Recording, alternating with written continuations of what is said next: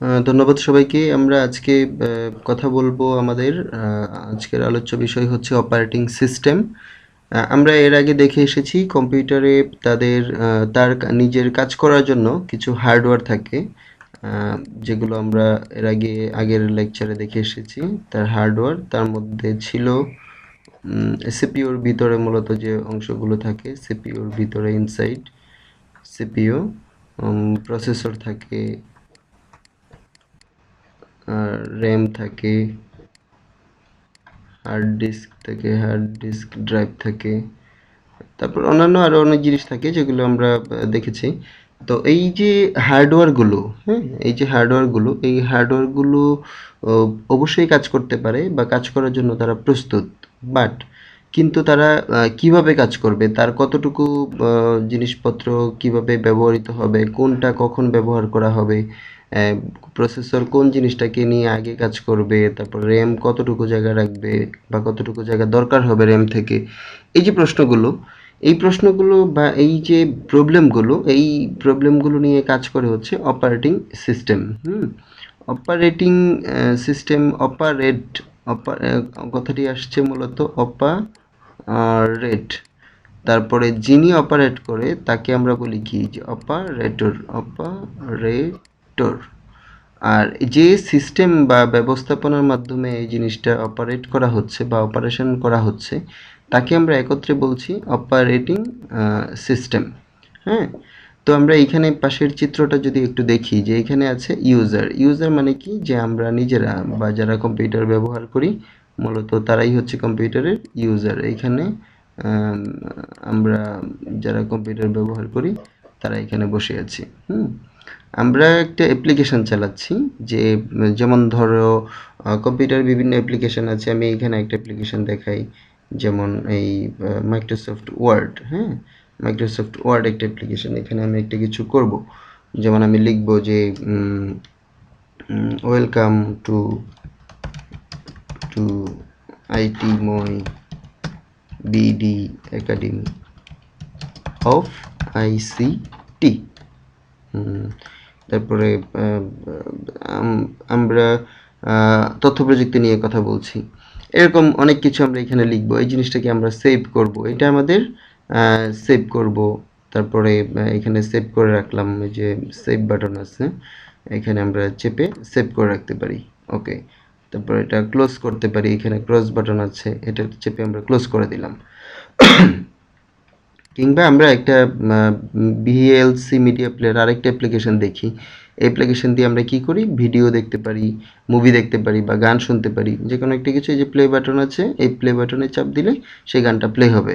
আবার এইখানেও অনেক ফাংশন আছে তার, যে audio, video, tools, view, help, এরকম অনেক। এইটাও একটা অ্যাপ্লিকেশন। এই যে এই অ্যাপ্লিকেশনটা আমরা অন্য একটা সফটওয়্যার বা অন্য একটা সফটওয়্যারের মাধ্যমে অ্যাপ্লিকেশনটা পাচ্ছি। এরকম অনেক অ্যাপ্লিকেশন আছে, আমরা দেখতে তোমরা আরও অনেক অ্যাপ্লিকেশন ব্যবহার করবে। মূলত আমরা যে জিনিসটা আমাদের কাজে লাগে সেই জিনিসটাকে আমরা এখানে অ্যাপ্লিকেশন হিসেবে বলছি, বা যেটা আমরা ডিফাইন করছি, যে জিনিসটা আমরা রেডি করছি। সো এরকম অ্যাপ্লিকেশনগুলো তো সব সিস্টেমের জন্য। হ্যাঁ, তোমার একটা হার্ডওয়্যার আছে, কম্পিউটার এক কোম্পানির কিনেছো, কিন্তু সেই হার্ডওয়্যার অ্যাপ্লিকেশনটা যাতে সব হার্ডওয়্যারে চলতে পারে, সেই জন্য সে বিভিন্ন ধরনের অপারেটিং সিস্টেম কি করে হার্ডওয়্যারের সাথে সে অ্যাপ্লিকেশনটাকে যোগাযোগ করিয়ে দেয়। হার্ডওয়্যারটাকে বলে যে এই অ্যাপ্লিকেশনটা তোমার মধ্যে চলবে, তোমার কি বা এই হার্ডওয়্যারটা কি চালাতে পারবে কিনা সেটা অ্যাপ্লিকেশনটাকে কে ইনফর্ম করে, অপারেটিং সিস্টেম জানিয়ে দেয় যে সেটা চলতে পারবে অথবা পারবে না। তাহলে আমরা কি দেখতে পেলাম, খুব সংক্ষেপে যদি বলি, যে অপারেটিং সিস্টেমটা হচ্ছে এইখানে হচ্ছে ইউজার, এইখানে হচ্ছে ইউজার, ইউজার, হ্যাঁ, কেমন, অর্থাৎ যে কম্পিউটার ব্যবহার করবে। আর এইখানে হচ্ছে কম্পিউটার হার্ডওয়্যার, বা আমরা পিসি লিখতে পারি, যে পার্সোনাল কম্পিউটার। এইখানে আছে পার্সোনাল কম্পিউটার হার্ডওয়্যার। হ্যাঁ, এই দুইটা জিনিসের মধ্যে যে ব্রিজ, সেতু বন্ধন করে দিচ্ছে কে, সেতু বন্ধন করে দিচ্ছে হচ্ছে অপারেটিং সিস্টেম, বা সংক্ষেপে ওএস। সে হচ্ছে, আসলে সে কম্পিউটারের বাইরে না, সেও কম্পিউটারের ভিতরে। এইখানেই ধরো তার বাসা, কম্পিউটারের সিপিইউ যে আছে এই সিপিইউর মধ্যেই সফটওয়্যারটা সে ইনস্টল করা থাকে, কিন্তু সে আসলে কাদের মধ্যে সেতু বন্ধন করে দিচ্ছে? ইউজার, সরি আমি একটু ভুল বলেছি, মূলত ইউজারের সাথে না, কম্পিউটারের অ্যাপ্লিকেশনের সাথে। হ্যাঁ, ইউজার ইউজার আর হার্ডওয়্যারের মধ্যে থাকে না, আমি ভুল বলেছি। ইউজার এবং হার্ডওয়্যারের মাঝখানে কে থাকে? ইউজারের পরে আসছে অ্যাপ্লিকেশন। হ্যাঁ, অ্যাপ্লিকেশন, ইউজারের পরে আসবে অ্যাপ্লিকেশন। অ্যাপ্লিকেশন যাবে কার মাধ্যমে? অপারেটিং সিস্টেমের মাধ্যমে। কার কাছে যাবে? হার্ডওয়্যারের কাছে যাবে। মানে কম্পিউটারের সিপিইউতে যে হার্ডওয়্যার আছে বা সিপিইউর যে রিসোর্স বা সম্পদ আছে, সেই সম্পদটা সম্পর্কে সব খোঁজখবর কে রাখবে? অপারেটিং সিস্টেম রাখবে। এবং সেই অপারেটিং সিস্টেম ইউজার এবং ইউজার যে অ্যাপ্লিকেশনটা চালাবে সেই অ্যাপ্লিকেশনের সাথে এই হার্ডওয়্যারটার একটা সেতুবন্ধন করে দিবে কে? Operating system. এই পর্যন্তই আমাদের জন্য যথেষ্ট। এখন আমরা দেখব যে বিভিন্ন ধরনের অপারেটিং সিস্টেম রয়েছে। যেমন আমরা এই যে পাশের ছবিতে দেখতে পাচ্ছি, আমাদের খুবই পরিচিত এবং সবার কম্পিউটারে গেলেই দেখা যাবে যে উইন্ডোজ অপারেটিং সিস্টেমটা তারা ইউজ করছে। অধিকাংশ ইউজার, ওয়ার্ল্ডের প্রায় 82% মতো ব্যবহারকারী হচ্ছে উইন্ডোজ। এটা আসলে মাইক্রোসফটের একটি পণ্য। মাইক্রোসফট এই উইন্ডোজ বিক্রেতা, মূলত তারাই এটার আবিষ্কারক এবং এটার ব্যবস্থাপনার দায়িত্বে তারা আছেন। তো আরও এরকম অনেক অপারেটিং সিস্টেম আছে, যেমন এটা হচ্ছে রেড হেড লিনাক্স, এই যে লাল হেড, রেড হেড লিনাক্স। এটা হচ্ছে উবুন্টু, এটাকে বলতেছি আমরা রেড হেড লিনাক্স। এটা একটা লিনাক্স আর একটি অপারেটিং সিস্টেম। এটা হচ্ছে উবুন্টু, উবুন্টু এটাও আরেকটা অপারেটিং সিস্টেম, এটাও লিনাক্সের অপারেটিং সিস্টেম। আর এটা হচ্ছে কি আমাদের, এটা একটা অন্য একটা জিনিস তোমাদের জন্য রেখেছি, এটা হচ্ছে আমাদের অ্যান্ড্রয়েড অপারেটিং সিস্টেম। আচ্ছা, আমরা তাহলে কি দেখলাম? অপারেটিং সিস্টেম, কতগুলো অপারেটিং সিস্টেমের নাম আমরা শুনলাম। একটা হচ্ছে তার মধ্যে উইন্ডোজ, তারপরে আছে লিনাক্স, তারপরে আছে ইউনিক্স, ইউনিক্স একটা অপারেটিং সিস্টেম। তারপরে আছে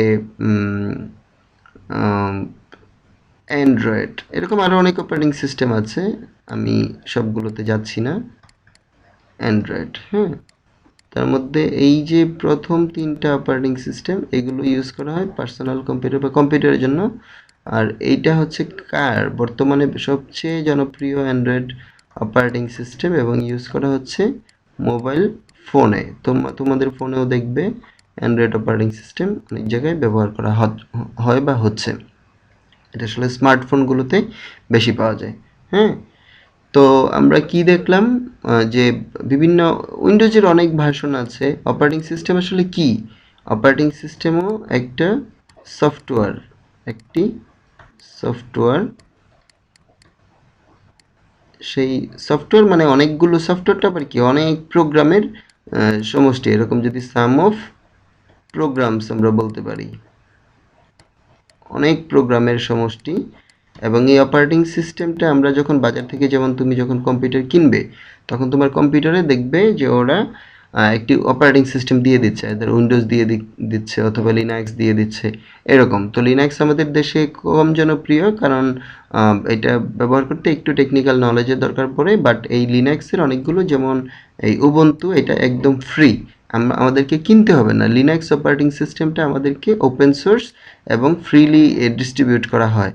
এটা আমাদের জন্য খুবই ভালো, কারণ আমরা অপারেটিং সিস্টেম কিনে ব্যবহার করাটা আমাদের জন্য অনেক কস্টলি, এবং মাইক্রোসফট কিনতে গেলে আমাদেরকে টাকা পে করতে হবে। হ্যাঁ, অ্যান্ড্রয়েড অপারেটিং সিস্টেমটাও ফ্রি এবং এটা চাইলেই আমরা ইজিলি ইউজ করতে পারি। লিনাক্স আমরা ইউজ করতে পারি। হ্যাঁ, লিনাক্স এবং অ্যান্ড্রয়েড আমরা বেশি জোর দেব শেখার জন্য। তো অপারেটিং সিস্টেম মূলত কি করে?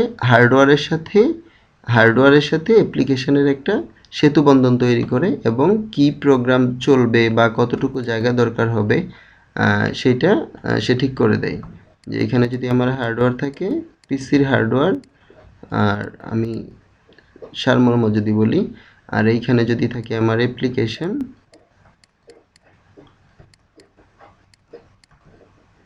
তাহলে তাদের মধ্যে একটা ব্রিজ করে দিচ্ছে কে?